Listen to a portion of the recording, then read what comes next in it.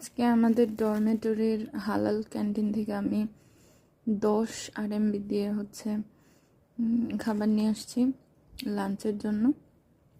এখানে ভাত, একজনের ভাত 1 RMB। তো আমি টোটাল ওনারা ক্যাশ নেয় না, সব অনলাইনে নেয়। আমার যেহেতু অনলাইন কোনো ওয়ে নেই পে করার, তাই আমি 10 টোটাল মিলে 10 RMB নিয়ে নিছি। আমি এখানে গাজর আর আলুর একটা ভাজি, শুকনা মরিচ দেয়। যে লোকটা সার্ভ করছে উনি টার্কিশ অথবা মরক্কোর সম্ভবত।